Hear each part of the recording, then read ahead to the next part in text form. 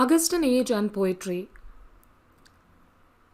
Augustan literature, often referred to as Georgian literature, flourished during the reigns of Queen Anne, King George I, and George II in the early to mid 18th century.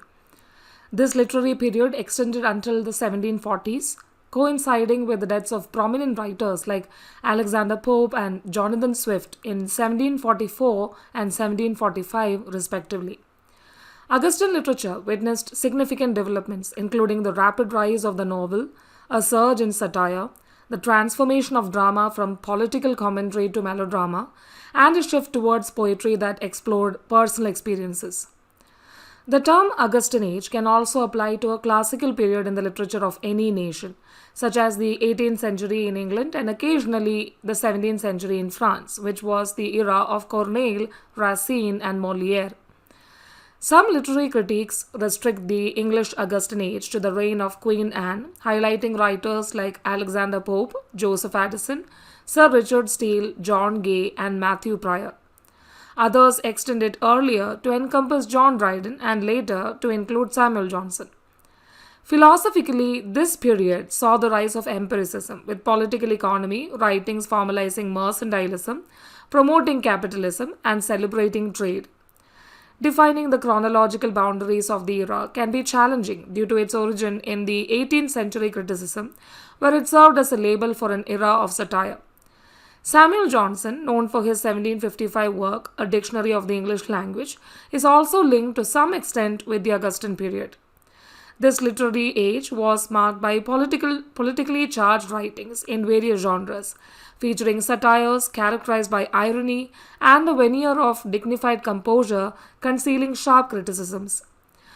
While Augustan literature is known for its adoption of structured and stylized literary forms, some writers in this period began to explore emotions, folklore, and a self-aware approach to authorship, foreshadowing the themes of the later Romantic era. Overall, the Augustan period witnessed a shift away from traditional courtly concerns towards a more modern sensibility, encompassing philosophy, politics, and literature. Queen Anne. Anne, born in 1665, reigned as Queen of England from 1702 to 1714 and continued as Queen of Great Britain after 1707. As the last Stuart ruler, she played a pivotal role in English and British history during her reign. Born to James, Duke of York, and Anne Hyde in London, Anne was raised as a devout Protestant within the Church of England.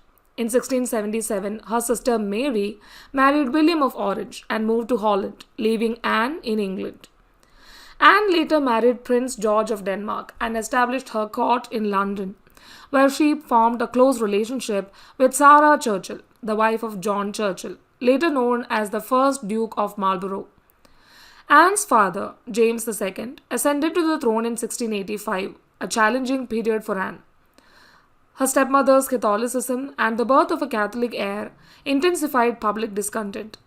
James II was eventually deposed in 1688, leading to Anne's sister and brother-in-law, Mary II and William III, taking the English throne.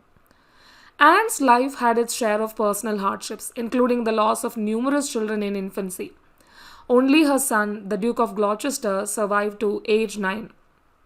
This lack of a Protestant heir necessitated Parliament's provision for a German successor should Anne and William die without surviving children. Anne became queen on March 8, 1702, but she was often in poor health. She relied on key figures like the Duke of Marlborough and Sidney Godolphin for policy matters, while Robert Harley, a Tory leader, managed Parliament. Anne supported the War of the Spanish Succession and celebrated victories like Blenheim and the union with Scotland. Tensions grew, though, between Anne and Lady Marlborough, and the Tories, led by Harley, gained influence. Anne's stance shifted towards a moderate government, not controlled by any single party. However, Harley's efforts to form such a government faced challenges.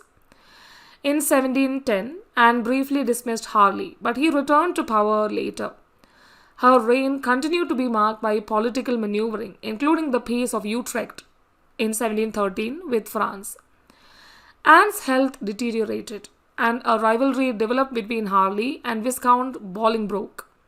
The Queen contemplated naming her half brother as James III, but Bolingbroke was more actively involved in such plans. Anne's reign concluded with her death on August 1, 1714, after a period of declining health. She was succeeded by George I, marking the beginning of the Hanoverian line. The Hanoverian Period. The Hanoverian dynasty ascended to the British throne during challenging times, with the Act of Settlement designating George I as the first Hanoverian king. Despite being 52nd in line for the throne, he was the closest Protestant heir. The threat of two descendants of the deposed Stuart King James II, seeking to reclaim the throne in 1715 and 1745, created a faction of Jacobites across the nation, with the term Jacobite derived from the Latin form of James.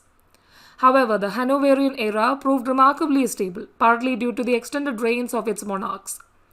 Over nearly 2 centuries, from 1714 to 1901, only 6 monarchs ruled, with George III holding the distinction of the longest reign in British history.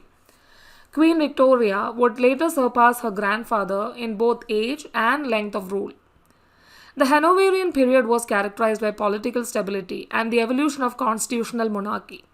Large Whig families dominated politics for much of the 18th century, followed by Tory dominance in the early 19th century. The era saw the emergence of Britain's first Prime Minister, Robert Walpole, and the introduction of income tax.